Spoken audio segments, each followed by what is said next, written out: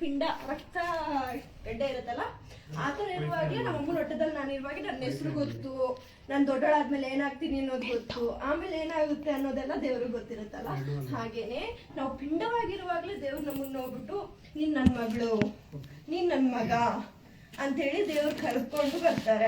ನಾವಂತೂ ಹುಡಿಕೊಂಡು ಹೋಗಲ್ಲ, ಇಲ್ಲ ನಂಗೆ ಇದೇ ದೇವ್ರು ಬೇಕು, ಇಲ್ಲ ನಂಗೆ ಅದೇ ದೇವ್ರು ಬೇಕು ಅಂತ ಹೇಳಿ. ದೇವ್ರು ನಮ್ಮನ್ನ ಫಸ್ಟ್ ಆಲಿಸ್ಕೊಂಡ್ರೆ ನಾವು ಅವ್ರ ಹತ್ರ ಹೋಗೋದಕ್ಕೆ ಸಾಧ್ಯ ಅಲ್ವಾ. ಅದಕ್ಕೇನೆ ಆ ದೇವರ ಬಗ್ಗೆ ಜ್ಞಾನಗಳನ್ನು ತಿಳಿದುಕೊಳ್ಳೋದಕ್ಕೇನೆ ನಮ್ಗೆ ಅಣ್ಣ ಅವರು ವಾರ ವಾರ ಬಂದು ಮಾತುಗಳನ್ನ ಹಂಚ್ತಿರ್ತಾರೆ. ದೇವ್ರು ನಮ್ಮನ್ನ ಎಷ್ಟಾಗಿ ಪ್ರೀತಿ ಮಾಡ್ತಿದ್ದಾರೆ, ದೇವ್ರು ನಮ್ಗೋಸ್ಕರ ಏನೇನೆಲ್ಲ ಮಾಡಿದ್ದಾರೆ, ದೇವ್ರನ್ನ ನಾವು ಸೇರ್ಬೇಕಂದ್ರೆ ನಾವೇನ್ ಮಾಡ್ಬೇಕು ಅನ್ನೋದು. ಯಾಕಂದ್ರೆ ನಮ್ಗೆಲ್ರಿಗೂ ಗೊತ್ತೇ ಇದೆ, ಸ್ವರ್ಗ ಒಂದಿದೆ, ನರಕ ಒಂದಿದೆ. ನಾವು ಒಳ್ಳೆ ಕೆಲಸ ಮಾಡಿದ್ರೆ ಸ್ವರ್ಗಕ್ಕೆ ಹೋಗ್ತೀವಿ, ಕೆಟ್ಟ ಕೆಲಸ ಮಾಡಿದ್ರೆ ನರಕಕ್ಕೆ ಹೋಗ್ತೀವಿ, ಇಷ್ಟೇ ನಮಗೆ ಗೊತ್ತಿದೆ. ಅದು ಆ ಒಳ್ಳೆ ಕೆಲಸ ಏನು, ಸ್ವರ್ಗಕ್ಕೆ ಹೋಗ್ಬೇಕಂದ್ರೆ ನೀನು ಏನು ಮಾಡಬೇಕು ಅನ್ನೋದನ್ನ ವಾರ ವಾರ ಅಣ್ಣ ಅವರು ನಮಗೆ ತಿಳಿಸ್ಕೊಡ್ತಿರೋದು. ಸೊ ಹೇಳುವಂಥ ಮಾತುಗಳನ್ನು ನಾವೆಲ್ಲರೂ ಪ್ರಜ್ಞೆಯಿಂದ ಕೇಳಿ ಅದನ್ನ ಅರ್ಥ ಮಾಡ್ಕೊಂಡ್ರೆ ನಾವೆಲ್ಲರೂ ಜೊತೆಯಲ್ಲಿ ಹೋಗೋಣ ಸ್ವರ್ಗಕ್ಕೆ. ಸರಿನಾ? ಸತ್ತೋದ್ಬೇಡ, ಈಗಲೇ ಬೇಡ, ಸತ್ತೋದ್ಮೇಲಾದ್ರೂ ಹೋಗೋಣ. ಅದೇ ರೀತಿಯಲ್ಲಿ ಇನ್ನೊಂದು ಹಾಡನ್ನ ಆದರ್ಶ ಅಣ್ಣ ಅವ್ರು ಬಂದು ಹಾಡ್ತಾರೆ.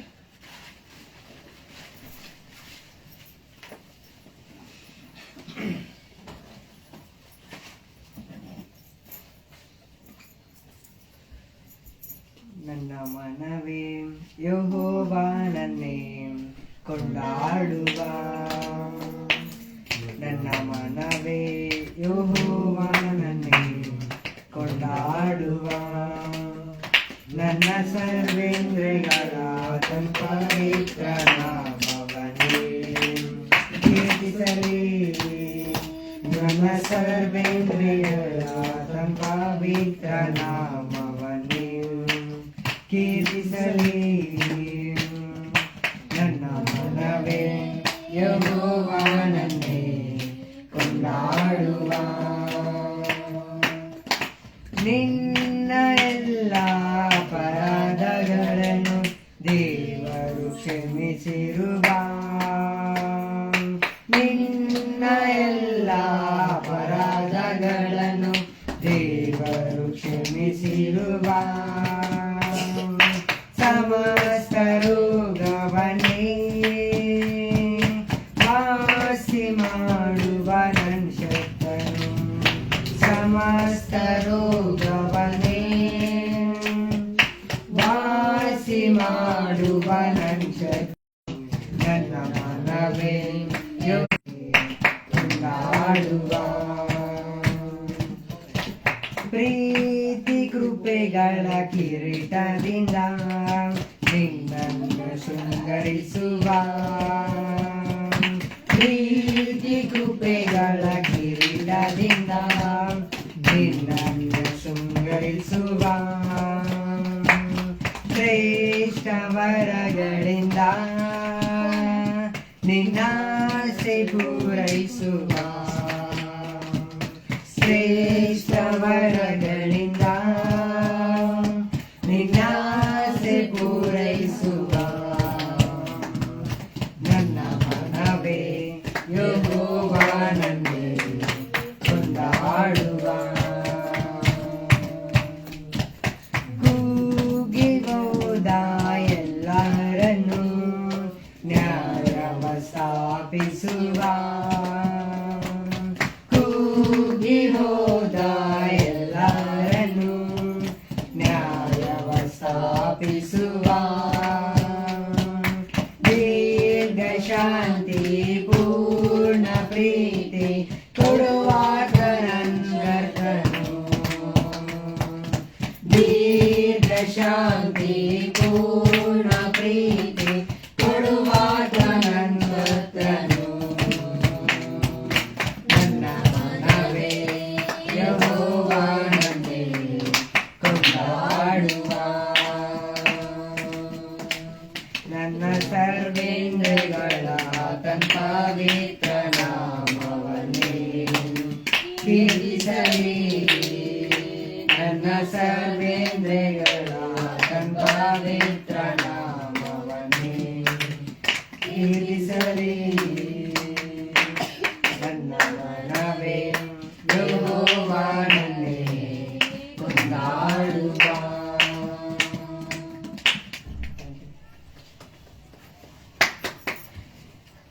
ದೇವರ ಪರಿಶುದ್ಧವಾದಂಥ ನಾಮಕ್ಕೆ ಮಹಿಮೆ ಉಂಟಾಗಲಿ. ಒಳ್ಳೆ ಹಾಡುಗಳನ್ನು ಹಾಡಿ ದೇವರ ನಾಮವನ್ನು ಮಹಿಮೆಪಡಿಸಿದ್ದೇವೆ. ಸಮಯದಲ್ಲಿ ಒಂದು ಚಿಕ್ಕ ಪ್ರಾರ್ಥನೆ ಮಾಡಿಕೊಂಡು ದೇವರ ವಾಕ್ಯವನ್ನು ಕೇಳುವುದಕ್ಕೆ ನಾವು ಮುಂದಕ್ಕೆ ಹೋಗೋಣ. ತಲೆಗಳನ್ನು ಭಾಗಿಸುವುದಾದರೆ ಚಿಕ್ಕ ಪ್ರಾರ್ಥನೆ. ನಮ್ಮನ್ನು ಅತ್ಯಧಿಕವಾಗಿ ಪ್ರೀತಿಸಿದ ನಮ್ಮ ತಂದೆಯಾದ ದೇವರೇ, ನಿಮ್ಮ ಪರಿಶುದ್ಧವಾದಂಥ ನಾಮಕ್ಕಾಗಿ ನಿಮಗೆ ವಂದನೆಗಳನ್ನು ಸಲ್ಲಿಸುವರಾಗಿದ್ದೇವೆ ಸ್ವಾಮಿ.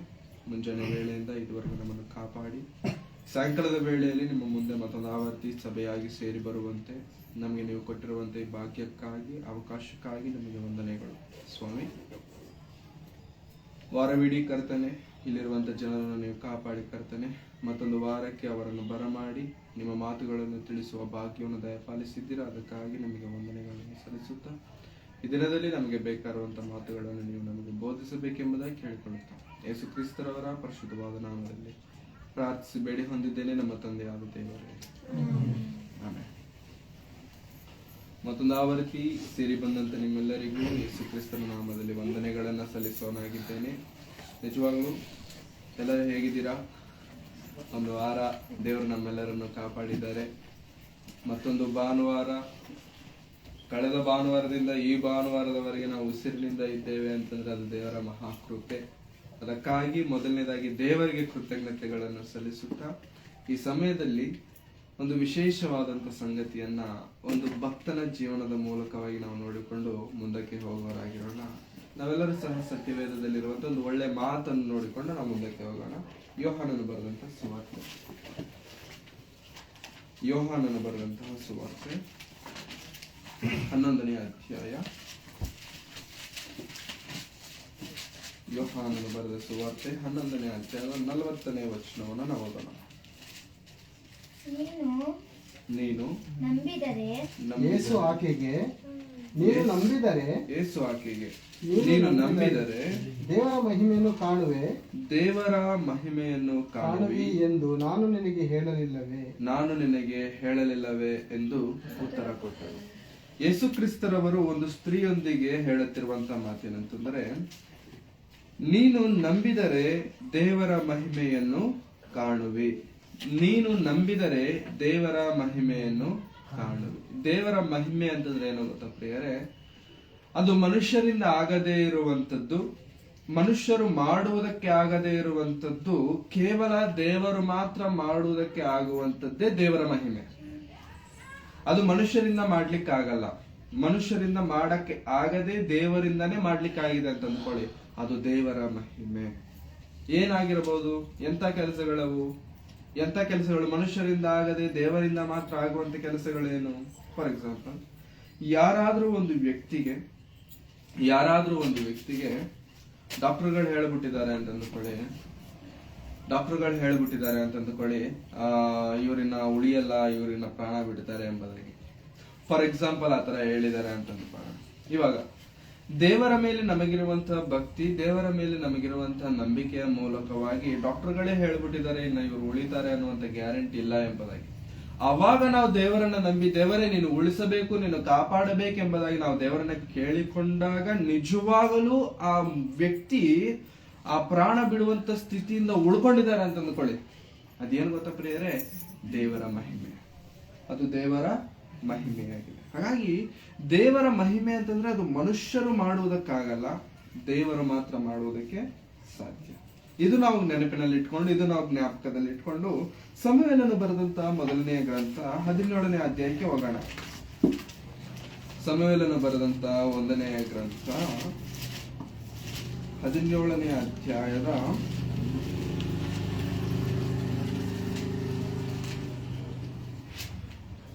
17ನೇ ಅಧ್ಯಾಯ 32ನೇ ವಚನ. ಆ ದಾವೀದನು ಸೌಲನಿಗೆ, ಆ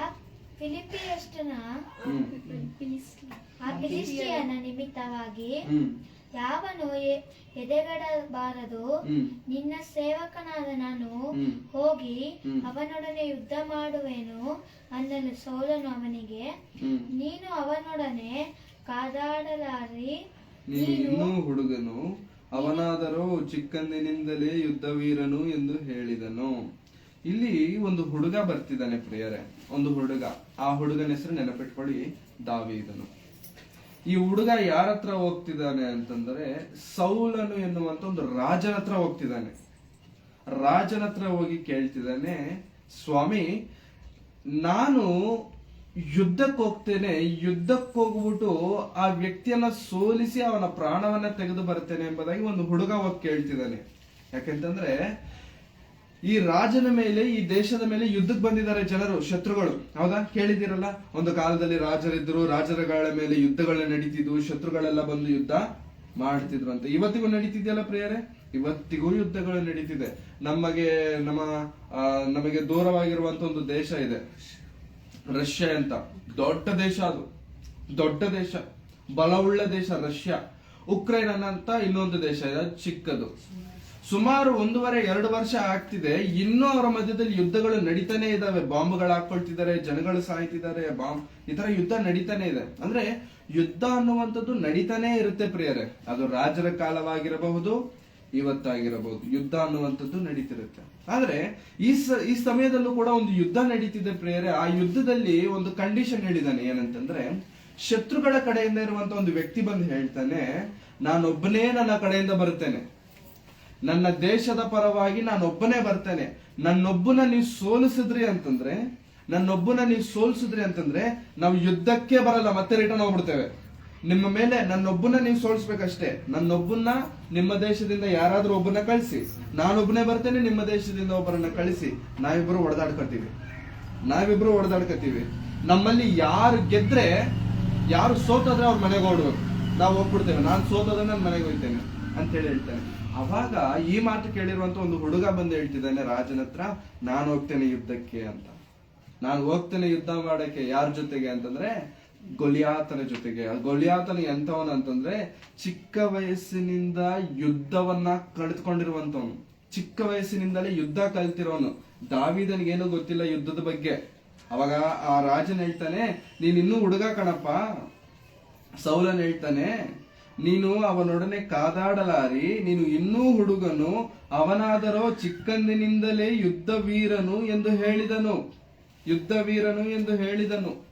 ಅವನು ಚಿಕ್ಕ ವಯಸ್ಸಿಂದ ಯುದ್ಧ ಹೆಂಗ್ ಮಾಡ್ಬೇಕು, ಕತ್ತಿ ಹೆಂಗ್ ತಿರುಗಿಸ್ಬೇಕು, ಯುದ್ಧದಲ್ಲಿ ಯಾರಾದ್ರೂ ಬಂದ್ರೆ ಅವನ್ನ ಹೆಂಗೆ ಹೊಡಿಬೇಕು, ಇದೆಲ್ಲ ಕಲ್ತಿದ್ದಾನೆ. ನಿನಗೇನು ಗೊತ್ತಿಲ್ಲ, ನೀನೇನು ಹೋಗಿ ಯುದ್ಧ ಮಾಡ್ತೀಯ ಅಂತಂದ್ರೆ ದಾವೀದನ ಅವಾಗ ಹೇಳ್ತಿದ್ದಾನೆ ಪ್ರಿಯರೇ. ದಾವೀದನ ಹೇಳ್ತಿದ್ದಾನೆ, ಆಗ ದಾವೀದನು ಅವನಿಗೆ ನಿನ್ನ ಸೇವಕನಾದ ನಾನು ನನ್ನ ತಂದೆಯ ಕುರಿಗಳನ್ನು ಕಾಯ್ತಿರ್ಬೇಕಾದ್ರೆ ಸಿಂಹವಾಗಲಿ ಕರಡಿಯಾಗಲಿ ಬಂದು ಹಿಂಡಿನಲ್ಲಿ ಹಿಂಡಿನಲ್ಲಿನ ಕುರಿಮರಿಯನ್ನು ಹಿಡಿದುಕೊಂಡು ಹೋಗಲು ನಾನು ಒಡನೆ ಅದನ್ನು ಬೆನ್ನಟ್ಟಿ ಹೊಡೆದು ಕುರಿಮರಿಯನ್ನು ಕಿತ್ತುಕೊಳ್ಳುತ್ತಿದ್ದೆನು. ಅದು ಹಿಂತಿರುಗಿ ನನ್ನ ಮೇಲೆ ಬಿದ್ದರೆ ಅದನ್ನು ಗದ್ದ ಹಿಡಿದು ಬಡಿದು ಕೊಂದು ಹಾಕುತ್ತಿದ್ದೆನು. ಏನಂತ ದಾವೀದನ ಹೇಳ್ತಿದ್ದಾನೆ ಅಂತಂದ್ರೆ, ದಾವೀದನ ಕೆಲಸ ಕುರಿ ಕಾಯೋದು ಪ್ರಿಯರೇ. ಈ ಹುಡುಗನಿಗೆ ಕೆಲಸ ಏನಂತಂದ್ರೆ ಕುರಿ ಕಾಯೋದು. ಈ ಕುರಿ ಕಾಯೋ ಹುಡುಗ ಹೋಗ್ಬಿಟ್ಟು ಹೇಳ್ತಾನೆ, ನಾನು ಯುದ್ಧಕ್ಕೆ ಹೋಗ್ತೀನಿ ಅಂದಾಗ ರಾಜನ ಹೇಳ್ತಾನೆ, ಆಟ ಆಡ್ಬೇಡಪ್ಪ, ನೀನು ಹುಡುಗ, ನೀನು ತುಂಬಾ ನೋಡ್ಬೇಕು, ಯಾಕೆ ಸಾಹಿತ್ಯ ಹೋಗ್ಬಿಟ್ಟು ಅವನ ಹತ್ರ, ನಿನಗೆ ಬುದ್ಧಿ ಇಲ್ಲ, ನಿನಗೆ ಗೊತ್ತಿಲ್ಲ, ಸುಮ್ನೆ ಮಾತಾಡ್ಬೇಡ ಹೋಗು ಅಂತಂದ್ರೆ, ಅವಾಗ ಈ ಕುರಿ ಕಾಯೋ ಹುಡುಗ ದಾವೀದನ ಏನ್ ಹೇಳ್ತಾನೆ ಗೊತ್ತಾ, ಸ್ವಾಮಿ ನಾನು ನನ್ನ ತಂದೆಯ ಕುರಿಗಳನ್ನ ಕಾಯ್ತಿರಬೇಕಾದ್ರೆ ಕುರಿಗಳನ್ನ ಎತ್ಕೊಂಡು ಹೋಗೋದಕ್ಕೆ ಸಿಂಹ ಒಂದ್ಸತಿ ಬಂತು, ಒಂದ್ಸತಿ, ಇನ್ನೊಂದ್ಸತಿ ಕರಡಿ ಬಂತು, ಒಂದ್ಸತಿ ಸಿಂಹ ಬಂತು, ಒಂದ್ಸತಿ ಕರಡಿ ಬಂತು. ಸಿಂಹ ಏನಂತೀವಿ ಪ್ರಿಯರೇ ನಾವು? ಸಿಂಹವನ್ನ ಏನಂತೀವಿ ನಾವು? ಮೃಗರಾಜ ಅಂತೀವಿ. ಅಂದ್ರೆ ಕಾಡಲ್ಲಿ ಒಂದ್ಸತಿ ಅದು ಸಿಂಹ ಗರ್ಜಿಸಿದೆ ಅಂತಂದ್ರೆ ಯಾವ ಪ್ರಾಣಿನೂ ಅದ್ರ ಮುಂದೆ ಬರಕ್ಕೆ ಧೈರ್ಯ ಮಾಡಲ್ಲ. ಅದರ ಗರ್ಜನೆ ಆತರ ಇರುತ್ತೆ. ಹೌದಾ? ಸಿಂಹ ಬಂದು ಕುರಿಗಳನ್ನ ಎತ್ಕೊಂಡು ಹೋದ್ರೆ ನಾವೇನ್ ಅಂದ್ಕೊಳ್ತೀವಿ, ಹೋದ್ರೆ ಹೋಯ್ತು ಒಂದ್ ಕುರಿ ಅಂತ ಸೈಲೆಂಟ್ ಆಗ್ಬಿಡ್ತೀವಿ ತಾನೆ ಪ್ರಿಯರೇ? ಹೋದ್ರೆ ಹೋಯ್ತು, 100 ಕುರಿಗಳು 99 ಕುರಿಗಳು ಇದಾವಲ್ಲ, ಒಂದು ಕುರಿ ತಾನೆ, ಹೋದ್ರೆ ಹೋಯ್ತು ಅಂತ ಹೇಳ್ಬಿಟ್ಟು ಸುಮ್ನೆ ಇರ್ತೀವ, ಇಲ್ಲಂತಂದ್ರೆ ಓಡೋಗ್ತೀವ ಅದ್ರಿಂದ. ಸುಮ್ನೆ ಇರ್ತೀವಿ. ಯಾಕೆ ಸಿಂಹದ ಜೊತೆ ಹೋಗ್ಬಿಟ್ಟು ನಾವ್ ಯಾಕೆ ಸಾಯೋಣ? ಹೌದಾ? ಸಿಂಹ ಬಿಡುತ್ತ ಸುಮ್ನೆ ಕಿತ್ತು ಕಾದಾಡ್ಬಿಟ್ಟು ರಕ್ತ ಏರ್ಬಿಟ್ಟು ಮಾಂಸ ಎಲ್ಲ ಸ್ಪ್ರೈ ಮಾಡ್ಕೊಂಡು ತಿನ್ನುತ್ತೆ. ಯಾಕೆ ಸುಮ್ನೆ ನಮ್ಗೆ ಬೇಕಾಗಿರುವಂತದ್ದು ಅಂತ ಹೇಳ್ಬಿಟ್ಟು ಸಿಂಹದ ಜೊತೆಗೆ ಹೋಗಲ್ಲ, ಹೋದ್ರೆ ಹೋಯ್ತು ಒಂದ್ ಕುರಿ ಅಂತ ಹೇಳ್ಬಿಟ್ಟು ಸೈಲೆಂಟ್ ಆಗ್ಬಿಡ್ತೀವಿ. ದಾವೀದನ ಆತರ ಅಲ್ಲ, ಆ ಹುಡುಗ ಆತರ ಅಲ್ಲ. ಸಿಂಹ ಬಾಯಲ್ಲಿ ಕುರಿಯನ್ನ ಹಿಡ್ಕೊಂಡು ಹೋದ್ರೆ ಸಿಂಹದಿಂದ ಓಡಿ ಸಿಂಹವನ್ನ ಒಡೆದು ಸಿಂಹದ ಬಾಯಿಂದ ಕುರಿಮರಿಯನ್ನ ಕಾಪಾಡಿ ಸಿಂಹವನ್ನ ಕೊಂದು ಬಂದಿದ್ದಾನಂತೆ ಈ ಹುಡುಗ. ಸರಿ, ಸಿಂಹ ಬಂತು, ಸೈಲೆಂಟ್ ಆಗ್ಬಿಟ್ನ. ಸಿಂಹ ಬಂತು, ಒಡೆದಾಡ್ದ, ಕಿತ್ಕೊಂಡು ಬಂದ. ಮತ್ತೆ ಇನ್ನೊಂದ್ಸತಿ ಕರಡಿ ಬಂತಂತೆ ಪ್ರಿಯರೇ. ಕರಡಿ ವಿಷಯದಲ್ಲಿ ನಾವು ಅರ್ಥ ಮಾಡ್ಕೊಳ್ಬೇಕಾದಂತದೇನಂತಂದ್ರೆ, ಕರಡಿಗೆ ತಿಕ್ಲೆದ್ ಬಿಡ್ತು ಅಂತಂದ್ರೆ ಅದನ್ನ ತಡಿಯಕ್ಕಾಗಲ್ಲ. ಕರಡಿ ಕೋಪ ಬಂತು ಅಂತಂದ್ರೆ ಅದನ್ನ ತಡಿಯಕ್ಕಾಗಲ್ಲ ಪ್ರಿಯರೇ. ಅದು ಅಂತ ಕರಡಿ ಬಂದು ಕುರಿಮರಿನ ಎತ್ಕೊಂಡು ಹೋಗ್ತಿರ್ಬೇಕಾದ್ರೂ ಕೂಡ ನನಗೆ ಯಾಕೆ ಅಂತ ಈ ದಾವೀದನು ಸುಮ್ನಿಲ್ಲ. ಏನ್ ಮಾಡ್ತಿದ್ದಾನಂತೆ, ದಾವೀದನು ಹೋಗಿದಾನಂತೆ, ಆ ಹುಡುಗ ಕರಡಿ ಜೊತೆಗೆ ಹೊಡೆದಾಡಿದಾನಂತೆ. ಕರಡಿಯ ಕೈಯಲ್ಲಿರುವಂತ ಕುರಿಮರಿಯನ್ನ ಕಸಿದುಕೊಂಡು ಬಂದ. ನನ್ನ ಟ್ರ್ಯಾಕ್ ರೆಕಾರ್ಡ್ ನೀವು ಕೇಳಬೇಕು ರಾಜನೇ, ಸುಮ್ಮನೆ ಮಾತಾಡ್ಬೇಡ. ನನ್ನ ಟ್ರ್ಯಾಕ್ ರೆಕಾರ್ಡ್ ಏನ್ ಗೊತ್ತಾ, ನನ್ನ ಕುರಿಯಲ್ಲಿ ಒಂದು ಕುರಿ ತಪ್ಪೋದ್ರೆ ನಾನು ಬಿಟ್ಟಿಲ್ಲ. ಇವನು ನನ್ನ ದೇಶದ ಮೇಲೆ ಯುದ್ಧಕ್ಕೆ ಬರ್ತಿದ್ದಾನೆ, ನನ್ನ ದೇವರನ್ನ ಅವಹೇಳನೆ ಮಾಡಿ ಮಾತನಾಡ್ತಿದ್ದಾನೆ. ಇವನ್ನ ನಾನು ಬಿಡ್ತೀನ? ನನ್ನ ಅಪ್ಪನ ಕುರಿಗಳನ್ನೇ ನಾನು ಬಿಟ್ಟಿಲ್ಲ. ಅದು ಸಿಂಹವಾಗಿದ್ದರೂ ಕೂಡ, ಅದು ಕರಡಿ ಆಗಿದ್ದರೂ ಕೂಡ ನಾನು ಬಿಟ್ಟಿಲ್ಲ. ನನ್ನ ದೇಶದ ಜನರನ್ನ ಬೈತಿದ್ದಾನೆ, ನನ್ನ ದೇವರನ್ನ ಬೈತಿದ್ದಾನೆ. ಇವನ್ನ ಬಿಡ್ತೀನ ನಾನು ಅಂತ ಹೇಳಿ ಮುಂದೆ ಏನ್ ಮಾತಾಡ್ತಿದ್ದಾನೆ ನೋಡಿ. ನಿನ್ನ ಸೇವಕನ 36ನೇ ವಚನ. ನಿನ್ನ ಸೇವಕನಿಂದ ಕೊಳ್ಳಲ್ಪಟ್ಟ ಸಿಂಹಕ್ಕೂ ಕರಡಿಗೂ ಆದ ಗತಿಯೇ ಜೀವ ಸ್ವರೂಪನಾದ ದೇವರ ಸೈನ್ಯವನ್ನು ನಿಂದಿಸುವಂತ ಈ ಸುನ್ನತಿ ಇಲ್ಲದ ಫಿಲಿಸ್ಟಿಯನಿಗೂ ಆಗಬೇಕು. ನನ್ನನ್ನು ಅಂತಹ ಸಿಂಹದ ಮತ್ತು ಕರಡಿಯ ಉಗುರುಗಳಿಂದ ತಪ್ಪಿಸಿದ ಯೆಹೋವನು ಈ ಫಿಲಿಸ್ಟಿಯನ ಕೈಗೂ ತಪ್ಪಿಸುವನು ಎನ್ನಲು ಸೌಲನು ದಾವೀದನಿಗೆ, ಹೋಗು, ಯೆಹೋವನು ನಿನ್ನ ಸಂಗಡ ಇರಲಿ ಎಂದು ಹೇಳಿ ಅವನಿಗೆ ತನ್ನ ಯುದ್ಧ ವಸ್ತ್ರಗಳನ್ನು ಕವಚವನ್ನು ತೊಡಗಿಸಿ ತಲೆಗೊಂದು ತಾಮ್ರದ ಶಿರಸ್ಥಾನವನ್ನಿಟ್ಟನು. ದಾವೀದನ ಏನ್ ಹೇಳ್ತಿದ್ದಾನೆ ಅಂತಂದ್ರೆ, ಇವನು ನಾನು ಯುದ್ಧದಲ್ಲಿ ಹೋಗ್ತೇನೆ, ಯುದ್ಧದಲ್ಲಿ ಸಾಯಿಸ್ತೇನೆ. ಯಾಕೆಂತಂದ್ರೆ ನನ್ನ ದೇವರು ನನ್ನ ಜೊತೆಗಿದ್ದಾರೆ. ಯುದ್ಧಕ್ಕೆ ಯಾರ ಮುಂದೆ ಹೋಗಿ ನಿಲ್ತಿದ್ದಾನೆ ಗೊತ್ತಾ ಪ್ರಿಯರೇ? ಇವನ್ ತರ ಹುಡುಗ ಅಲ್ಲ ಅವನು, ಇವನ್ ತರ ಕುರಿಗಳು ಮೇಯಿಸ್ತವನಲ್ಲ ಅವನು, ಇವನ್ ತರ ಏನೋ ಕುರಿಗಳು ಮೇಯಿಸ್ಕೊಂಡು ಕಲ್ಲೆಸ್ಕೊಂಡು ಹಾಡಾಡ್ಕೊಂಡು ಬಂದಿರುವಂತ ಹುಡುಗ ಅಲ್ಲ. ಎದುರುಗಡೆ ನಿಂತಿರೋನು, ಯುದ್ಧಕ್ಕೆ ಹೋಗ್ತಿರೋನು. ಅವನು ಎಂತವನು ಅಂತಂದ್ರೆ, ಅವನು ಯಾವ ತರ ಇದ್ದಾನೆ, ಅವನ ಪರ್ಸನಾಲಿಟಿ ಏನು ಅನ್ನುವಂಥದ್ದನ್ನ ನಾವು ನೋಡೋಣ. 17ನೇ ಅಧ್ಯಾಯ 4ನೇ ವಚನ. ಉಭಯರ ಮಧ್ಯದಲ್ಲಿ ಒಂದು ತಗ್ಗು ಇತ್ತು. ಫಿಲಿಷ್ಟಿಯರ ಪಾಳೆಯದಿಂದ ಗತ್ ಊರಿದವನಾದ ಗೊಲ್ಯಾತನೆಂಬ ಒಬ್ಬ ಶೂರನು ಹೊರಟು ಬಂದ. ಅವನು ಏನಂತ ರಣಶೂರನವನು. ಗೊಲ್ಯಾತನು ರಣಶೂರನು ಬಂದು ಅವನು 6.5 ಮೊಳ ಎತ್ತರವಾಗಿದ್ದ. ಅವನ ಕ್ವಾಲಿಟೀಸ್, ಅವನು ಹೆಂಗಿದ್ದಾನೆ ಅಂತ ಹೇಳ್ತಿದ್ದಾನೆ ನೋಡಿ. ಅವನು 6.5 ಮೊಳ ಎತ್ತರವಾಗಿದ್ದನು. ಅವನ ಶಿರಸ್ತ್ರಾಣವು ತಾಮ್ರದ್ದು. 1 ಮೊಳ ಅಂತಂದ್ರೆ 1 ಅಡಿ ಅಲ್ಲ ಪ್ರಿಯರೇ. 1 ಮೊಳ ಅಂತಂದ್ರೆ ಜಾಸ್ತಿ. ಆಕ್ಚುಲಿ ಹೇಳ್ಬೇಕಂತಂದ್ರೆ ಬೈಬಲ್ ಭಾಷೆಯಲ್ಲಿ 1 ಮೊಳ ಅಂತಂದ್ರೆ ಜಾಸ್ತಿ. ಅದು 1 ಅಡಿ ಅಲ್ಲ, 1 ಅಡಿ ಅಲ್ಲ, ಇನ್ನು ಜಾಸ್ತಿ. ಇಲ್ಲ, ಬೈಬಲ್ ಅಲ್ಲಿ 1 ಮೊಳ ಅಂತಂದ್ರೆ ಅದಕ್ಕೆ ಅರ್ಥ ಬೇರೆ ಇದೆ. ನೋಹನ ಕಾಲದಲ್ಲೂ ಕೂಡ ದೇವರು ಹೇಳ್ತಾರೆ, ನೀನು 6 ಮೊಳ ಉದ್ದ 1 ಫ್ಲೋರ್ ಕಟ್ಟಬೇಕು, ಇಷ್ಟು ಎಲ್ಲ ಮೊಳಗಳ ಲೆಕ್ಕದಲ್ಲಿ ಅದನ್ನ ಹೇಳ್ತಾರೆ. ಆದ್ರೆ ಆ ಮೊಳ ಬೇರೆ, ಇಲ್ಲಿ ಬೈಬಲ್ ಅಲ್ಲಿ ಬರೆಯಲ್ಪಟ್ಟಿರುವಂತ ನಾವೇನ್ ಅನ್ಕೊಳ್ತೀವಿ 1 ಮೊಳ ಅಂತಂದ್ರೆ ಕೈಯಿಂದ ಇಲ್ಲಿವರೆಗೂ 1 ಮೊಳ ಅನ್ಕ. ಆ ಮೊಳ ಬೇರೆ. ಈ ಮೊಳಕ್ಕೂ ಇರುವಂತ ಲೆಂತ್ ಜಾಸ್ತಿ. ನಮಗ ಅರ್ಥ ಆಗೋ ಭಾಷೆಯಲ್ಲಿ ಸ್ವಲ್ಪ ಹೊತ್ತು 1 ಅಡಿ ಅಂತ ಅಂದ್ಕೊಳ್ಳೋಣ. 1 ಮೊಳ ಅಂತಂದ್ರೆ 1 ಅಡಿ ಅಂತ ಅಂದ್ಕೊಳ್ಳೋಣ ಸ್ವಲ್ಪ ಹೊತ್ತು, ಆಯ್ತಾ? ಈ ಗೊಲ್ಯಾತನು ಎಷ್ಟಿದ್ದಾನೆ ಅಂತಂದ್ರೆ 6.5 ಮೊಳ ಎತ್ತರ, ಅಂದ್ರೆ 6.5 ಅಡಿ. ಎಷ್ಟಿರ್ಬೋದು? ಒಂದಿಷ್ಟು ಉದ್ದ ಇರ್ತಾನ ಅಂದ್ರೆ ಫ್ಯಾನ್ ವರ್ಗ ಇರ್ತಾನ. 6.5 ಅಂತಂದ್ರೆ ಸುಮ್ಮನೆ ಅಲ್ಲ ಪ್ರಿಯರೇ, ಫ್ಯಾನ್ ಇಂದ ಸ್ವಲ್ಪ ಕಡಿಮೆ ಇರ್ಬೋದು. 6.5 ಅಡಿ ಎತ್ತರ ಇದ್ದಾನೆ. ಮುಂದಕ್ಕೆ ಶಿರಸ್ತ್ರಾಣವು ತಾಮ್ರದ್ದು. ಯುದ್ಧಕ್ಕೆ ಹೋಗ್ಬೇಕಾದ್ರೆ ತಲೆ ಮೇಲೆ ಒಂದು ಹೆಲ್ಮೆಟ್ ತರ ಹಾಕತಾರಲ್ಲ ಪ್ರಿಯರೇ, ಶಿರಸ್ತ್ರಾಣ. ಆ ಶಿರಸ್ತ್ರಾಣ ತಾಮ್ರದಿಂದ ಮಾಡಿರುವಂತದ್ದಂತೆ. ಅದೇ ಲೋಹದ ಬಿಲ್ಲೆಗಳಿಂದ ಪರಪರೆಯಾಗಿ ಜೋಡಿಸಲ್ಪಟ್ಟ ಅವನ ಕವಚವು. ಅದೇ ಲೋಹದ ಬಿಳ್ಳೆಗಳಿಂದ ಪರಪರವಾಗಿ ಜೋಡಿಸಲ್ಪಟ್ಟಂತ ಅವನ ಕವಚವು 5,000 ರೂಪಾಯಿ ತೂಕವಾಗಿತ್ತು. 5,000 ರೂಪಾಯಿ ತೂಕವಾಗಿತ್ತು. ಅವನು ಮೈ ಮೇಲೆ ಒಂದು ಕವಚ ಹಾಕೊಳ್ತಾನೆ. ಮೈಗೆ ಇವಾಗ ಬಾಲಗಳೇನಾದ್ರೂ ಬಂದು ಬಿದ್ದಾಗ ಚುಚ್ಕೊಳ್ದೆ ಇರೋದಕ್ಕೆ ಕವಚಗಳು ಹಾಕೊಡ್ತಾರೆ. ಅದನ್ನು ತಾಮ್ರದಿಂದ ಮಾಡಿರುವಂತದ್ದಂತೆ. ಅದರ ವ್ಯಾಲ್ಯೂ ಎಷ್ಟು ಅಂತಂದ್ರೆ 5,000 ರೂಪಾಯಿ ಅಂತೆ ಪ್ರಿಯರೇ. ಇವಾಗ ನಮ್ಮ ಹತ್ರ 5,000 ರೂಪಾಯಿ ಅಂದ್ರೆ ಏನೂ ಇಲ್ಲ. ಹೌದಾ? ಒಂದು ಕಾಲದಲ್ಲಿ 5,000 ರೂಪಾಯಿ ಅಂತಂದ್ರೆ 5 ಲಕ್ಷ ಇದ್ದಂಗೆ. ಹೌದಾ? ಈ ಮಾತು ಯಾವತ್ತಿಂದ ಗೊತ್ತಾ ಪ್ರಿಯರೇ? ಸುಮಾರು 6,000 ವರ್ಷದ ಹಿಂದೆ. 6,000 ವರ್ಷದ ಹಿಂದೆ ಆ ವ್ಯಕ್ತಿಯ ಮೈ ಮೇಲಿರುವಂತ ತಾಮ್ರದ ರೇಟ್ ಎಷ್ಟು ಅಂತಂದ್ರೆ 5,000 ರೂಪಾಯಿ. ಆದ್ರೆ ಅರ್ಥ ಮಾಡ್ಕೊಳ್ಳಿ ಎಷ್ಟು ವ್ಯಾಲ್ಯೂ ಇರಬೇಕು ಅವನಂತ. ಅದನ್ನ ಒತ್ಕೊಂಡು ಹೋಗೋಣ ಇನ್ನೆಷ್ಟು ಬಲವಾಗಿರಬೇಕು. ಹೌದಾ? ಒತ್ಕೊಂಡು ಹೋಗೋಣ ಇನ್ನೆಷ್ಟು 5,000 ರೂಪಾಯಿ ತೂಕವಿತ್ತು. ಅವನ ಪಾದರಕ್ಷಣೆಗಳು, ಅವನ ಚಪ್ಪಳಿ, ಪಾದರಕ್ಷೆ ಅಂತಂದ್ರೆ ಚಪ್ಪಳಿ, ಪಾದರಕ್ಷೆಗಳು ಹೆಗಲ ಮೇಲಣ ಈಟಿಯು ತಾಮ್ರದವು. ಅವನ ಪಾದರಕ್ಷೆಗಳು ಹೆಗಲನ ಮೇಲಿರುವಂತ ಈಟಿಯು ತಾಮ್ರದವು. ಅವನ ಬರ್ಜಿಯು ಹಿಡಿಕೆಯು, ಅವನ ಬರ್ಜಿಯ ಹಿಡಿಕೆಯು ನೇಯಿಗಾರರ ಕುಂಟೆಯಷ್ಟು ಗಾತ್ರವಾಗಿತ್ತು. ನೇಯಗಾರರ ಕುಂಟೆಯಷ್ಟು ಗಾತ್ರವಾಗಿತ್ತು. ಅವನು ಕತ್ತಿ ಹಿಡಿಬೇಕಾದ್ರೆ ಪಿಡಿ ಇರುತ್ತಲ್ಲ ಪ್ರಿಯರೇ, ಕತ್ತಿ ಹಿಡಿಯುವಂತ ಪಿಡಿ ಇರುತ್ತಲ್ಲ, ಹ್ಯಾಂಡಲ್, ಪಿಡಿ ಇರುತ್ತಲ್ಲ ಹಿಡ್ಕೊಳ್ಳೋದು, ಅದು ಎಷ್ಟು ಭಾರವಾಗಿತ್ತು ಅಂತಂದ್ರೆ ನೇಯಿಗಾರರ ಕುಂಠೆಯಷ್ಟು ಗಾತ್ರವಾಗಿತ್ತು. ಅದರ ಅಲಗು 600 ತೊಲೆ ಕಬ್ಬಿಣದಿಂದ ಮಾಡಿದ್ದು. 600 ತೊಲೆ ಕಬ್ಬಿಣದಿಂದ ಮಾಡಿದ್ದು. ಅವನ ಗುರಾಣಿಯನ್ನು ಹೊರುವವನು, ಅವನ ಮುಂದೆ ಮುಂದೆ ಹೋಗುತ್ತಿದ್ದನು. ನೋಡಿ, ಯುದ್ಧಕ್ಕೆ ನಿಂತಿರುವವನ ಕ್ವಾಲಿಟೀಸ್ ಹೆಂಗಿದಾವೆ ನೋಡಿ ಪ್ರಿಯರೇ. ಹೆಂಗಿದೆ ಅಂತಂದ್ರೆ 6.5 ಅಡಿ ಉದ್ದ ಇದಾನಂತೆ, ತಲೆಗೆ ಹೆಲ್ಮೆಟ್ ಹಾಕೊಂಡಿದಾನಂತೆ, ಮೈ ಮೇಲೆ ಕವಚ ಇದೆಯಂತೆ. ಅದರ ರೇಟೇ ಆವತ್ತಿನ ಕಾಲದಲ್ಲಿ 5,000 ರೂಪಾಯಿ. ಅಷ್ಟು ವೆಯ್ಟ್ ಇದೆ ಅವನ ಮೈ ಮೇಲೆ.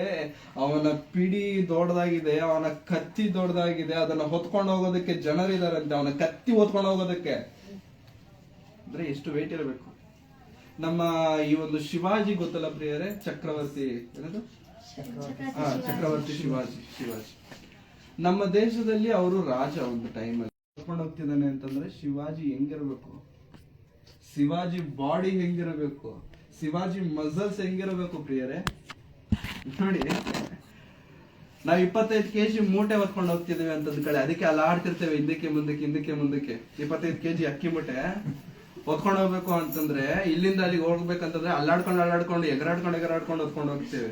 ಕೆಲಸ ಮಾಡೋರು ನೋಡಿ, ಕೆಲಸ ಮಾಡೋರು 50 ಮೂಟೆ 100 ಮೂಟೆ ಒಂದೊಂದು ಕ್ವಿಂಟಾಲ್ ಇರುವಂತ ಮೂಟೆಗಳನ್ನ ತಲೆ ಮೇಲೆ ಇಟ್ಕೊಂಡು ಹೋಗ್ತಾ ಇರ್ತಾರೆ ಈ ಗೋಡೌನ್ಗಳಿಗೆ ಹಾಕೋರು.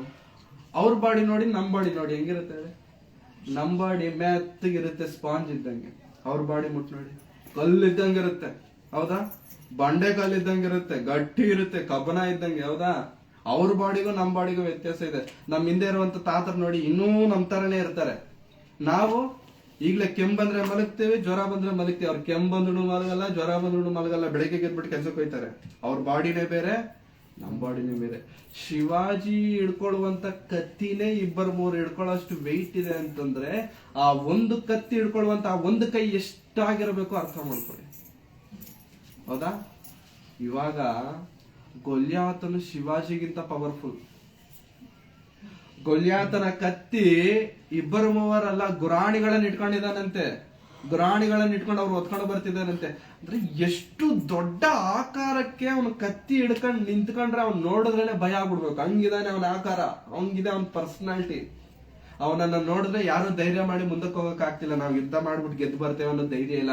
ನೋಡಿದ ತಕ್ಷಣನೇ ನಾನ್ ಸೋತೋದೆ, ನಾನ್ ಸತ್ತೋದೆ ಅಂತ ಕಮಿಟ್ ಆಗ್ಬಿಟ್ಟು ಬಂದ್ಬಿಡೋ ಅಷ್ಟು ಪರ್ಸನಾಲಿಟಿ ಅವಂದು. ಹೌದಾ? ಕೆಲವೊಬ್ರು ನೋಡಿ ಬುಲೆಟ್ ಮೇಲೆ ಬರ್ತಿರ್ತಾರಲ್ಲ, ಬುಲೆಟ್ ಮೇಲೆ ಡಗ ಡಗ ಡಗ ಡಗ ಅಂತ ಬರ್ತಿರ್ತಾರೆ. ವೈಟ್ ಶರ್ಟ್ ಹಾಕೊಂಡು, ಇಲ್ಲಿವರೆಗೂ ಬಟನ್ಗಳು ಬಿಚ್ಕೊಂಡು, ಉದ್ದಕ್ಕೆ ಚೈನ್ ಹಾಕೊಂಡು, ಏನದು ಬೆರಳು ತುಂಬಾ ಉಂಗುರಗಳು ಹಾಕೊಂಡು, ಕನ್ನಡಿ ಹಾಕೊಂಡು ಬರ್ತಿದ್ರೆ ಅವ್ನ್ ಹೇಳೋದು ಬೇಕಿಲ್ಲ, ಅವ್ನ್ ನಮ್ಮ ಹತ್ರ ಮಾತಾಡ್ಸೋದೇ ಬೇಕಿಲ್ಲ. ನೋಡಿದ ತಕ್ಷಣ ನಮ್ಗೇನ್ ಫೀಲಿಂಗ್ ಬರುತ್ತೆ ಹೇಳಿ? ಏನಂತ ಫೀಲ್ ಬರುತ್ತೆ? ಆ ಚೈನು, ಆ ಕನ್ನಡಿ, ಆ ವೈಟ್ ಶರ್ಟು, ಆ ಬುಲ್ಲೆಟ್ ಅದೆಲ್ಲ ನೋಡಿ ಏನಂತ ನಾವು ಫೀಲ್ ಆಗ್ತೇವೆ? ದೊಡ್ಡ ಸೌಂಡ್ ಪಾರ್ಟಿ ಇದ್ದಂಗಿದೆ ನೀವು. ಅವಲ್ಲ ದುಡ್ಡಿರೋ ವ್ಯಕ್ತಿ ಜೊತೆಗೆ ದೊಡ್ಡ ಅಧಿಕಾರ ಇರೋ ವ್ಯಕ್ತಿ ಅಂತ ಗೊತ್ತಾಗುತ್ತಲ್ಲ ಪ್ರಿಯರೇ. ಅವ್ನ್ ಹೇಳಿದ್ನ ನಮಗೆ, ಅವ್ನ್ ನಿಂತ್ಕೊಂಡು ನಮ್ಗೆ ಹೇಳಿದ್ನ ನನ್ಗೆ ದುಡ್ಡಿದೆ, ನನ್ನ ಹತ್ರ ಬುಲೆಟ್ ಇದೆ, ನೀನ್ ನೋಡು. ಅವನೇನಾದ್ರು ಹೇಳಿದ್ನ? ಇಲ್ಲ. ನಮ್ಗೆ ಅರ್ಥ ಆಯ್ತಾ? ನಾವ್ ಫಿಕ್ಸ್ ಆಗ್ಬಿಟ್ವಾ?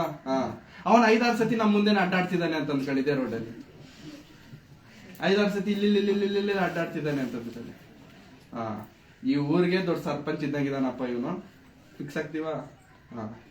ಇವಾಗ ಗೊಲ್ಯಾತನು ಹೆಲ್ಮೆಟ್ ಹಾಕೊಂಡು, ಕವಚವನ್ನ ಹಾಕೊಂಡು, ಕತ್ತಿ ಹಿಡ್ಕೊಂಡು ನಿಂತ್ಕೊಂಡ್ರೆ ಪ್ರಿಯರೇ, ಯುದ್ಧಕ್ಕೆ ಯಾರು ಬಂದು ಗೊಲ್ಯಾತನ ಮುಂದೆ ನಿಲ್ಲಕ್ ಧೈರ್ಯ ಮಾಡಲ್ಲ, ಅಷ್ಟು ಪರ್ಸನಾಲಿಟಿ ಅವಂದು.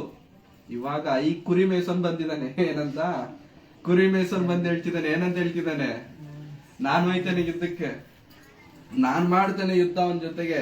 ಸೌಲನ್ ಫಸ್ಟ್ ನಕ್ಕದ, ಏನಪ್ಪ ನೀನ್ ಏನ್ ಮಾತಾಡ್ತಿದ್ದೆ ಗೊತ್ತಾ ನಿನಗೆ, ಅವ್ನ್ ಚಿಕ್ಕ ವಯಸ್ಸಿಂದ ಯುದ್ಧ ಮಾಡೋದ್ ಕಳ್ತಿದ್ದಾನೆ, ನೀನ್ ಕುರಿಗಳನ್ನ ಮೇಯಿಸೋನು, ನೀನ್ ಏನ್ ಮಾಡ್ತೀಯ ಅಂತಂದ್ರೆ, ನನ್ ಟ್ರ್ಯಾಕ್ ರೆಕಾರ್ಡ್ ಗೊತ್ತಾ, ನಾನ್ ಸಿಂಹವನ್ನ ಬಿಟ್ಟಿಲ್ಲ, ಕರಡಿಯನ್ನು ಕೂಡ ಬಿಟ್ಟಿಲ್ಲ.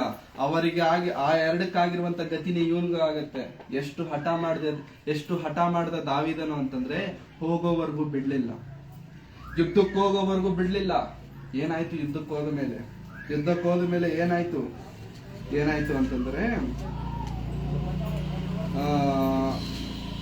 41ನೇ ವಚನ 40 ಇತ್ತ ಫಿಲಿಷ್ಟಿಯನು ದಾವೀದನ ಸಮೀಪಕ್ಕೆ ಬಂದನು. ಗುರಾಣಿ ಹೊರುವವನು ಅವನ ಮುಂದೆ ಇದ್ದನು. ಫಿಲಿಷ್ಟಿಯನು ಕೆಂಬಣ್ಣದವನು, ಸುಂದರನು, ಯವನಸ್ಥನು ಆದ ದಾವೀದನನ್ನು ನೋಡಿ ಇವನು ಮುಂದೆ ಗೊಲ್ಯಾತನ ಮುಂದೆ ಹುಡುಗ ಬರ್ತಿದ್ದಾನೆ, ಕುರಿಗಳನ್ನ ಮೇಯಿಸ್ಕೊಳ್ಳೋನು. ಹೆಂಗಿದಾನೆ ಅಂತಂದ್ರೆ, ನೋಡಕ್ ಚೆನ್ನಾಗಿದ್ದಾನಂತೆ, ಯವನಸ್ಥನಾಗಿದ್ದಾನಂತೆ, ಕಣ್ ಚೆನ್ನಾಗಿದೆಯಂತೆ, ನೋಡಕ್ ಸುಂದರವಾಗಿದ್ದಾನಂತೆ. ನೋಡಿದ ತಕ್ಷಣ ಏನಂತ ಹೇಳ್ತಿದ್ದಾನೆ ನೋಡಿ ಅವನನ್ನ ನೋಡ್ಬಿಟ್ಟು ತಿರಸ್ಕರಿಸ್ತಿದ್ದಾನಂತೆ. ಇವನ ನನ್ನ ಜೊತೆಗೆ ತಿರಸ್ಕರದಿಂದ ನೋಡಿ ಅವನಿಗೆ, ಕೋಲು ಹಿಡಿದು ನನ್ನ ಬಳಿಗೆ ಬರುವುದೇನು, ನೀನ್ ಕೋಲ್ ಹಿಡ್ಕೊಂಡು ನನ್ನ ಹತ್ರ ಬರ್ತಿದ್ಯೇನು, ನಾನು ನಾಯಿಯೋ, ನಾನೇನ್ ನಾಯಿ ಅನ್ಕೊಂಡಿದ್ಯಾ ನಾಯಿಯೋ ಎಂದು ಹೇಳಿ ಅವನನ್ನು ತನ್ನ ದೇವರ ಹೆಸರಿನಲ್ಲಿ ಶಪಿಸಿ, ಇಲ್ಲಿ ಬಾ ನಿನ್ನ ಮಾಂಸವನ್ನು ಮೃಗಗಳಿಗೆ ಹಂಚಿಕೊಡುತ್ತೇನೆ, ಮೃಗ ಪಕ್ಷಿಗಳಿಗೆ ಹಂಚಿಕೊಡುತ್ತೇನೆ ಅಂದನು. ಏನಂತ ಹೇಳ್ತಿದ್ದಾನೆ ಅಂದ್ರೆ, ನಾನೇನ್ ನಾಯಿ ಅನ್ಕೊಂಡಿದ್ಯಾ, ನೀನ್ ಬಂದು ಓಡಿಸಿದ ತಕ್ಷಣ ಓಡೋಗೋದಕ್ಕೆ ನಾನು ಯಾರು ಗೊತ್ತಾ, ಗೊಲ್ಯಾತನು. ನನ್ನ ಪರ್ಸನಾಲಿಟಿ ನೋಡ್ತಿದ್ಯಾ, ನನ್ನ ಆಕಾರ ನೀನ್ ನೋಡ್ತಿದ್ಯಾ, ನಾನು ಗೊಲ್ಯಾತನು. ನೀನೇ ನಾಯಿ ತರ ಓಡ್ಸಕ್ ಬಂದಿದ್ಯಾ ನನ್ನನ್ನ, ಬಾ ನಿನ್ಗೆ ಹತ್ರ ಬಾ, ನಿನ್ಗೈತೆ ಬಾ ಹತ್ರ. ಏನ್ ಮಾಡ್ತೀನಿ ಗೊತ್ತಾ, ನಿನ್ನ ಕಿತ್ತು ಆಕಾಶ ಪಕ್ಷಿಗಳಿಗೆ, ಮೃಗ ಪಕ್ಷಿಗಳಿಗೆ ಹಾಕ್ತೀನಿ ನಿನ್ನ ಕಿತ್ತು. ಏನ್ ಅನ್ಕೊಂಡಿದ್ಯಾ, ನನ್ನನ್ನ ಆಟ ಆಡ್ತಿದ್ಯಾ ನನ್ನ ಹತ್ರ, ಏನ್ ಆಟ ಆಡ್ತಿದ್ಯಾ ನನ್ನ ಹತ್ರ? ನಾನ್ ಯುದ್ಧಕ್ಕೆ ಕರೀತಿದ್ರೆ ನೀನೇ ನಾಯಿ ಓಡಿಸೋಂತರ ಕೋಲ್ ಇಟ್ಕೊಂಡು ಬರ್ತಿದ್ದೆ ನನ್ನ. ಕೋಪ ಬಂತು ಗೊಲ್ಯಾತನಿಗೆ, ಏನ್ ಮಾಡ್ತಿದ್ದೀರಾ ನೀವು, ನಾನೇನು, ನನ್ನ ವೀರತ್ವ ಏನು, ನನಗಿರುವಂತ ಲೆವೆಲ್ ಏನು, ನಾನು 6.5 ಉದ್ದ ಇದೀನಿ, ನೀನು ಕುಳ್ಳ, ನೀನು ಹುಡುಗ, ನೀನು ಹೋದ್ರೆ ಬೀಳ್ತೀಯ, ಏನ್ ಅನ್ಕೊಂಡಿದ್ಯಾ ಅಂತ ಹೇಳ್ತಿದ್ರೆ ದಾವೀದನಿಗೆ ಭಯ ಆಗ್ತಿಲ್ಲ. ಎಲ್ಲಾರು ನೋಡಿ ಹೆದರ್ತಿದ್ದಾರೆ, ದಾವೀದನ್ ಹೆದರ್ತಿಲ್ಲ. ದಾವೀದನ್ ಮಾತ್ರ ಹೆದರ್ತಿಲ್ಲ. ಏನಂತ ಹೇಳ್ತಿದ್ದಾನೆ ನೋಡಿ ಪ್ರಿಯರೇ, ಆಗ ದಾವೀದನು ಅವನಿಗೆ ನೀನು ಈಟಿ ಕತ್ತಿ ಬರ್ಜಿಗಳೊಡನೆ ನನ್ನ ಬಳಿಗೆ ಬರುತ್ತಿ, ನಾನಾದರೂ ನೀನು ಹೀಯಾಳಿಸಿದಂತ ಸೇನಾಧೀಶ್ವರನು,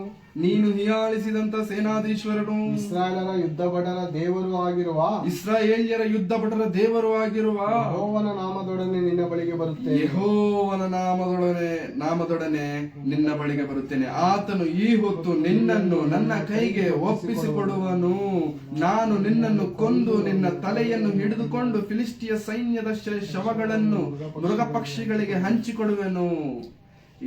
ಇದರಿಂದ ಇಸ್ರಾಯೇಲ್ಯರೊಳಗೆ ದೇವರಿರುತ್ತಾನೆಂಬುದು ಭೂಲೋಕದವರಿಗೆಲ್ಲ ತಿಳಿದು ಬರುವುದು. ದಾವೀದನೇನ್ ಹೇಳ್ತಿದ್ದಾನೆ ಅಂತಂದ್ರೆ, ನೀನ್ ನನ್ನನ್ನ ಕಿತ್ತು ಮೃಗ ಪಕ್ಷಿಗಳಿಗೆ ಹಾಕದಲ್ಲ, ನಾನ್ ನಿನ್ನನ್ನ ಕಿತ್ತಾಕ್ತೇನೆ.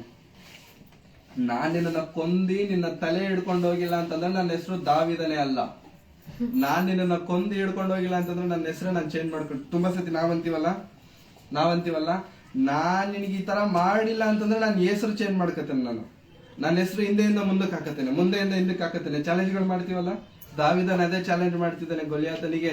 ನಾನ್ ನಿನ್ನ ಸಾಯಿಸಿ ನಿನ್ ತಲೆ ಹಿಡ್ಕೊಂಡು ಹೋಗಿಲ್ಲ ಅಂತಂದ್ರೆ ನನ್ನ ಹೆಸರು ದಾವೀದನೇ ಅಲ್ಲ, ನಮ್ಮ ಅಪ್ಪನಿಗೆ ಹುಟ್ಟಿಲ್ಲ. ಚಾಲೆಂಜ್ ಮಾಡ್ತಿದ್ದಾನೆ. ನೀನ್ ಯಾರ ಹತ್ರ ಹಾಕೊಂಡಿದ್ಯಾ ಗೊತ್ತಾ? ಸೇನಾಧೀಶ್ವರನಾದ ಯೆಹೋವನ ಸೈನ್ಯವನ್ನ ಹೀಯಾಳಿಸಿದ್ಯಾ ನೀನು. ಸುಮ್ಮನೆನಾ? ಏನ್ ಮಾಡ್ತಿದ್ದಾನೆ ಅಂತಂದ್ರೆ ಪ್ರಿಯರೇ, ಚೀಲದಿಂದ ಕೈ ಹಾಕಿ 49ನೇ ವಚನ,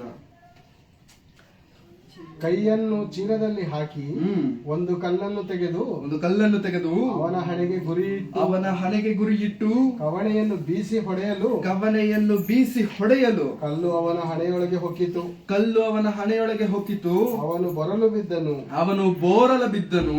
ಕೂಡಲೇ ಅವನು ಹೋಗಿ ಆ ಫಿಲಿಸ್ಟಿಯನ ಮೇಲೆ ನಿಂತು ಅವನ ಕತ್ತಿಯನ್ನು ಹಿರಿದು ಅದರಿಂದಲೇ ಅವನ ತಲೆಯನ್ನು ಕಡಿದು ಅವನನ್ನು ಸಾಯಿಸಿದನು. ದಾವೀದನು ಸಾಯಿಸ್ಬಿಟ್ನ ಗೊಲಿಯಾತನನ್ನ ಸಾಯಿಸ್ಬಿಟ್ಟ. ಪ್ರಿಯರೇ, ಹೆಂಗ್ ಸಾಯಿಸಿದ ಅಂತಂದ್ರೆ ಚೀಲ ಹಿಡ್ಕೊಂಡು ಹೋದಂತೆ, ಚೀಲದಲ್ಲಿ ಕಲ್ಲುಗಳನ್ನ ಇಟ್ಕೊಂಡು ಹೋದಂತೆ, ಆ ಚೀಲದಲ್ಲಿರುವಂತ ಒಂದು ಕಲ್ಲನ್ನ ತೆಗೆದು ಆ ಹಿಡಿಯಲ್ಲಿಟ್ಟು ತಿರುಗಿಸಿ ಗುರಿ ಇಟ್ಟಿದ್ದಾನೆ. ಎಲ್ಲಿ ಗುರಿ ಇಟ್ಟಿದ್ದಾನೆ? ಹಣೆಗೆ. ಯಾರ ಹಣೆಗೆ? ಗೊಲ್ಯಾತನ ಹಣೆಗೆ. ಅಂದ್ರೆ ಇಲ್ಲಿ ಕುಳಿತಿರುವಂತ ಹುಡುಗ ಇಷ್ಟು ಮೇಲೆ ಗುರಿ ಇಡ್ಬೇಕು. ಅವನ ಹೈಟ್ ಇಷ್ಟಿದ್ದಾನೆ, ಅವನೇನೋ ಇಷ್ಟು ಕುಳ್ಳಕ್ಕಿದ್ದಾನೆ.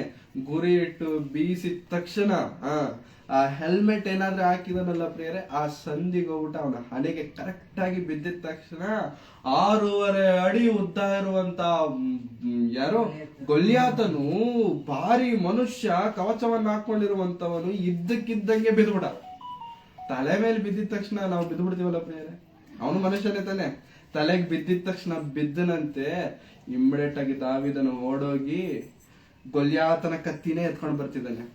ಗೊಲ್ಯಾತನ ಕತ್ತಿ ಎಷ್ಟು ಜನ ಹೊತ್ಕೊಂಡು ಬಂದಿದ್ದಾರೆ ಅಂತಂದ್ರೆ 2-3 ಜನ ಗುರಾಣಿಗಳನ್ನ ಇಟ್ಕೊಂಡು ಹೊತ್ಕೊಂಡು ಬರ್ಸಿದ್ದಾನೆ. ಇದನ್ನ ದಾವೀದನ ಎಳ್ಕೊಂಡು ಬಂದು ಅದೇ ಕತ್ತಿಯಿಂದ ಅವನ ತಲೆಯನ್ನ ಕಡಿದ್ಬಿಟ್ಟ.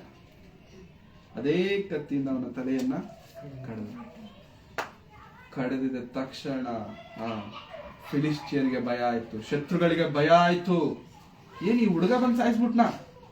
ಹುಡುಗ ಯಾರನ್ನ? ಗೊಲಿಯಾತನನ್ನ. ಗೊಲಿಯಾತನ್ ಯಾರು ಗೊತ್ತಾ? ನಮ್ಮ ದೇಶದ ಗರ್ವ ಅವನು. ನಮ್ಮ ದೇಶದಲ್ಲಿ ಯಾರಾದ್ರೂ ವೀರನು ಶೂರನ್ ಇದ್ದಾನೆ ಅಂತಂದ್ರೆ ಅವನು ಗೊಲಿಯಾತನೇ. ಈ ಗೊಲಿಯಾತನನ್ನ ಸಾಯಿಸಿದವನು ಹುಡುಗಾನ. ಇಮಿಡಿಯೇಟ್ ಆಗಿ ಅವ್ರ ತಲೆ ಕೆಡಿಸ್ಕೊಂಡ್ಬಿಟ್ರು ಪ್ರಿಯರೇ, ಬಿಟ್ಟು ಓಡೋಗ್ಬಿಟ್ರು. ಯಾಕೆ ಈ ಸಂದರ್ಭವನ್ನು ನಾವು ನೋಡ್ತಿದ್ದೇವೆ ಅಂತಂದ್ರೆ ಪ್ರಿಯರೇ, ದೇವರನ್ನು ನಂಬಿ ದೇವರ ಮೇಲಿರುವಂತ ನಂಬಿಕೆಯ ಮೇಲೆ ನಾವು ಮುಂದಕ್ಕೆ ಹೋಗೋದಾದ್ರೆ ಪ್ರಿಯರೇ, ನಮಗೆ ಮಾರ್ಗವನ್ನು ಸರಾಗ ಮಾಡುವ ಆತನು ದೇವರೇ. ದಾವೀದನು ತನ್ನ ಮೇಲೆ ನಂಬಿಕೆ ಇಟ್ಕೊಂಡಿಲ್ಲ. ದಾವೀದನು ನಾನೇನೋ ಮಾಡ್ಬಿಡ್ತೇನೆ, ನಾನೇನೋ ಹೊಡೆದು ಬಿಡ್ತೇನೆ, ನಾನೇನೋ ಯುದ್ಧ ಮಾಡಿ ಗೆದ್ದು ಬಂದ್ಬಿಡ್ತೇನೆ ಅನ್ನುವಂತ ನಂಬಿಕೆ ದಾವೀದನಿಗಿಲ್ಲ. ದಾವೀದನಿಗಿರುವಂತ ಒಂದೇ ಒಂದು ನಂಬಿಕೆ ಏನು ಗೊತ್ತಾ? ನನ್ನ ದೇವರು ನನ್ನ ಜೊತೆಗಿದ್ದಾನೆ. ಸಿಂಹವನ್ನು ಸಾಯಿಸೋದಕ್ಕೆ ಹೋಗ್ಬೇಕಾದ್ರೆ ನನ್ನ ದೇವರು ನನ್ನ ಜೊತೆಗಿದ್ದ. ಕರಡಿಯ ಹಿಂದೆ ಓಡಬೇಕಾದ್ರೆ ನನ್ನ ದೇವರು ನನ್ನ ಜೊತೆಗಿದ್ದ. ಆ 2 ಪ್ರಾಣಿಗಳನ್ನ ಸಾಯಿಸಬೇಕಾದ್ರೆ ಅದರ ವಿಜಯ ದೇವರದಾಗಿರಬೇಕಾದ್ರೆ, ಈ ಗೊಲ್ಯಾತನನ್ನ ಸಾಯಿಸಬೇಕಾದ್ರೆ ಕೂಡ ನಮ್ಮೊಂದಿಗೆ ದೇವರು ಇದ್ದಾನೆ. ಗೊಲ್ಯಾತನೊಂದಿಗೆ ದಾವೀದನು ಹೇಳ್ತಾನಲ್ಲ, ನೀನಾದರೂ ಗುರಾಣಿಯನ್ನ, ಹೆಲ್ಮೆಟ್, ಕವಚ, ಕತ್ತಿ ಹಿಡ್ಕೊಂಡು ಬಂದಿದ್ಯಾ. ನಾನು ಏನ್ ಹಿಡ್ಕೊಂಡು ಬಂದಿದ್ದೇನೆ ಗೊತ್ತಾ? ನನ್ನ ದೇವರ ನಾಮವನ್ನು ಹಿಡ್ಕೊಂಡು ಬಂದಿದ್ದೇನೆ. ನನ್ನ ದೇವರ ಮೇಲೆ ನಂಬಿಕೆಯನ್ನು ಇಟ್ಕೊಂಡು ಬಂದಿದ್ದೇನೆ. ಹಾಗಾಗಿ ಆ ನಂಬಿಕೆಯೇ ಗೊಲ್ಯಾತನನ್ನ ಬೀಳುವಂತೆ ಮಾಡಿತು. ಆ ನಂಬಿಕೆಯೇ ಗೊಲ್ಯಾತನನ್ನ ಸಾಯಿಸುವಂತೆ ಮಾಡಿತು. ಆ ನಂಬಿಕೆಯೇ ದಾವೀದನಿಗೆ ಜಯವನ್ನು ಕೊಟ್ಟಿದೆ ಪ್ರಿಯರೇ. ಹಾಗಾಗಿ ನಾವು ನಮ್ಮ ಜೀವನದಲ್ಲಿ ಅರ್ಥ ಮಾಡ್ಕೊಳ್ಬೇಕಾದಂಥದ್ದು ಏನು ಗೊತ್ತಾ ಪ್ರಿಯರೇ, ನಮ್ಮ ಮುಂದೆ ಎಷ್ಟೇ ದೊಡ್ಡ ಪರಿಸ್ಥಿತಿಗಳು ಬಂದು ನಿಂತಾಗ್ಯೂ, ನಮ್ಮ ಮುಂದೆ ಎಷ್ಟೇ ಬಲವಾಗಿರುವಂತ ಪರಿಸ್ಥಿತಿಗಳು ಬಂದು ನಿಂತಾಗ್ಯೂ ಪ್ರಿಯರೇ, ಆ ಪರಿಸ್ಥಿತಿಗಳಿಗಿಂತ, ಆ ಸ್ಥಿತಿಗತಿಗಳಿಗಿಂತ ನಮ್ಮಲ್ಲಿರುವ ಆತನು ದೊಡ್ಡವನು, ನಮ್ಮಲ್ಲಿರುವ ಆತನು ಶಕ್ತಿವಂತನು, ನಮ್ಮಲ್ಲಿರುವ ಆತನು ಬಹಳ ಶೂರನು ಪ್ರಿಯರೇ. ಎಲ್ಲಾ ಕೆಲಸವನ್ನು ಮಾಡುವುದಕ್ಕೆ ಆತನು ಶಕ್ತನು. ಆದ್ರೆ ನಂಬಿಕೆಯಿಂದ ನಾವು ಮುಂದಕ್ಕೆ ದೇವರ ಮೇಲೆ ನಾವು ನಂಬಬೇಕು ಪ್ರಿಯರೇ. ದೇವರೇ, ನೀನ್ ಇದೀಯಾ, ನೀನು ಮಾಡ್ತೀಯ. ಈ ನಂಬಿಕೆ ನಮ್ಮಲ್ಲಿದ್ದರೆ ಪ್ರಿಯರೇ, ದಾವೀದನಿಗೆ ಹೇಗಾದ್ರೆ ದಾವೀದನು ಅಂದುಕೊಂಡಿರಲಿಲ್ಲ, ದಾವೀದನು ಯುದ್ಧ ಮಾಡ್ತಾನೆ ಅಂತ ಯಾರು ನಂಬಿರಲಿಲ್ಲ ಪ್ರಿಯರೇ. ಆ ದಿನದಿಂದ ದಾವೀದನನ್ನ ಎಲ್ಲಾರು ಹೊಗಳೋದ್ ಶುರು ಮಾಡಿದ್ರು. ಆ ದಿನದಿಂದ ದಾವೀದನನ್ನ ಎಲ್ಲರೂ ರಾಜನು ಅಂತ ಹೇಳೋದ್ ಶುರು ಮಾಡಿದ್ರು. ಹಾಗಾಗಿ ನಮ್ಮ ಜೀವನದಲ್ಲಿ ತುಂಬಾ ಜನ ನಮ್ಗೆ ಒಂದ್ ಹೇಳ್ಬೋದು, ನೀನ್ ಇದನ್ನ ಮಾಡಕ್ಕಾಗಲ್ಲ, ನಿನ್ನಿಂದ ಇದನ್ನ ಆಗಲ್ಲ, ನಿನ್ ಕೈಯಲ್ಲಿ ಆಗದೇ ಇರುವಂತ ಕೆಲಸ ಯಾಕೆ ನೀನ್ ಈ ತರ ಮಾಡ್ತಿದ್ಯಾ ಅಂತ ಅನೇಕರು ಅನೇಕ ವಿಧವಾಗಿ ನಮ್ಮ ಹತ್ರ ಬಂದು ಅನ್ನಬಹುದು, ಹೇಳಬಹುದು ಪ್ರೇರೆ. ಆದರೆ ಆ ಮಾತುಗಳಿಗೆ ನಾವು ಯಾವತ್ತೂ ತಲೆ ಕೆಡಿಸ್ಕೋಬಾರ್ದು. ಆ ಮಾತುಗಳನ್ನ ಯಾವತ್ತೂ ನಾವು ತಲೆಗೆ ಹಾಕೋಬಾರ್ದು. ಯಾಕಂತಂದ್ರೆ ನಮ್ಮ ಜೊತೆಗಿರುವ ಆತನು ಉನ್ನತನು, ದೊಡ್ಡವನು, ದೇವರು. ಆ ದೇವರ ಮೇಲೆ ನಂಬಿಕೆಯಿಂದ ನಾವು ಮುಂದಕ್ಕೆ ಹೋದರೆ ಪ್ರಿಯರೇ, ಎಲ್ಲಾ ಕೆಲಸಗಳನ್ನ ದೇವರೇ ನಮ್ಮೊಂದಿಗೆ ನಡೆಸುವಾತರಾಗಿದ್ದಾರೆ, ಮಾಡುವಂತವರಾಗಿದ್ದಾರೆ. ಹಾಗಾಗಿ ನಂಬಿಕೆ ಇಡೋಣ ದೇವರ ಮೇಲೆ, ನಂಬೋಣ ದೇವರನ್ನ, ದೇವರಿಗೋಸ್ಕರ ಜೀವಿಸೋಣ. ಗೊಲ್ಯಾತನಂತ ದೊಡ್ಡ ದೊಡ್ಡ ಕಷ್ಟಗಳು ನಮ್ಮ ಮುಂದೆ ಬಂದು ನಿಂತಾಗಿ ಕೂಡ ಪ್ರಿಯರೇ, ಒಂದೇ ಒಂದು ಕಲ್ಲಿಂದ ಗೊಲ್ಯಾತನು ಹೇಗಾದರೆ ಬಿದ್ದನೋ, ನಮ್ಮ ನಂಬಿಕೆಯಿಂದ, ನಮ್ಮ ವಿಶ್ವಾಸದಿಂದ ನಮ್ಮ ದೇವರು ಅವೆಲ್ಲಾ ದೊಡ್ಡ ದೊಡ್ಡ ಕಷ್ಟಗಳನ್ನ, ದೊಡ್ಡ ದೊಡ್ಡ ಹಿಂಸೆ, ಅವಮಾನಗಳನ್ನ ದೇವರು ತೆಗೆದುಹಾಕೋದಕ್ಕೆ ಶಕ್ತನ. ನಂಬೋಣ, ದೇವರನ್ನೇ ನಂಬೋಣ, ದೇವರನ್ನು ಮಾತ್ರ ನಂಬೋಣ. ಮನುಷ್ಯರನ್ನು ನಂಬುವುದು ಬೇಡ, ಮನುಷ್ಯರ ಮೇಲೆ ನಂಬಿಕೆ ಇಡೋದು ಬೇಡ. ಮನುಷ್ಯರಾದ್ರೂ ನಮ್ಮನ್ನ ಮೋಸ ಮಾಡ್ತಾರೆ, ದೇವರು ನಮ್ಮನ್ನೆಂದಿಗೂ ಮೋಸ ಮಾಡ್ತಾರೆ. ದೇವರು ನಂಬಿಗಸ್ತನು. ದೇವರ ಮೇಲೆ ನಂಬಿಕೆಯನ್ನು ಇಟ್ಟು ದಾವೀದನ ಹಾಗೆ ಜಯಗಳನ್ನು ಹೊಂದಿ, ದಾವೀದನ ಹಾಗೆ ವಿಜಯಗಳನ್ನು ಹೊಂದಿ ದೇವರ ನಾಮವನ್ನು ಮಹಿಮೆ ಪಡಿಸಬೇಕೆಂಬುದಾಗಿ ಕೇಳಿಕೊಳ್ಳುತ್ತಾ ನನ್ನ ಮಾತುಗಳನ್ನ ಮುಗಿಸ್ತಿದ್ದೇನೆ. ತಲೆಗಳನ್ನು ಬಾಗಿಸಿ ಕಣ್ಣುಗಳನ್ನು ಮುಚ್ಚಿ ಪ್ರಾರ್ಥನೆ ಮಾಡಿ.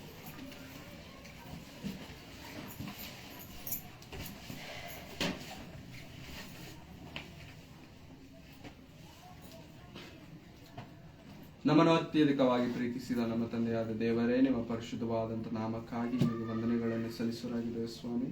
ಕರ್ತನೆ, ಈ ಸಮಯದಲ್ಲಿ ಭಕ್ತನಾದಂಥ ದಾವೀದನ ಜೀವನದ ಮೂಲಕವಾಗಿ ನಮಗೆ ನಿಮ್ಮ ಮೇಲಿರಬೇಕಾದಂಥ ನಂಬಿಕೆಯ ವಿಷಯಗಳನ್ನು ನಮಗೆ ನೀವು ತಿಳಿಯಪಡಿಸಿದಕ್ಕಾಗಿ, ಬೋಧಿಸಿದಕ್ಕಾಗಿ ನಮಗೆ ವಂದನೆಗಳು. ದಾವೀದನು ಹೇಗಾದರೆ ಸ್ವಾಮಿ ನಿಮ್ಮನ್ನು ನಂಬಿ, ನಿಮ್ಮ ಮೇಲೆ ನಂಬಿಕೆ ಇಟ್ಟು ಕರ್ತನೆ ಯುದ್ಧಕ್ಕೆ ಹೋಗಿ ನಿಂತಾಗ ನೀವು ಹೇಗಾದರೆ ಜಯವನ್ನು ಕೊಟ್ಟಿದ್ದೀರೋ ಸ್ವಾಮಿ, ನಾವು ಕರ್ತನೆ ನಿಮ್ಮ ಮೇಲೆ ನಂಬಿಕೆ ಇಟ್ಟು ನಿಮ್ಮನ್ನು ನಂಬುತ್ತಾ ಸ್ವಾಮಿ, ನಮ್ಮ ಎಲ್ಲಾ ಪರಿಸ್ಥಿತಿಗಳ ನಡುವೆ ಕರ್ತನೆ ನಿಮ್ಮ ಮುಂದೆ ನಮ್ಮ ಎಲ್ಲಾ ಕಷ್ಟಗಳ ಮುಂದೆ ಧೈರ್ಯವಾಗಿ ನಿಂತುಕೊಳ್ಳುವಂತ ಸ್ಥೈರ್ಯವನ್ನು ನಮಗೆ ನೀವು ಕೊಟ್ಟು ನಡೆಸಿ.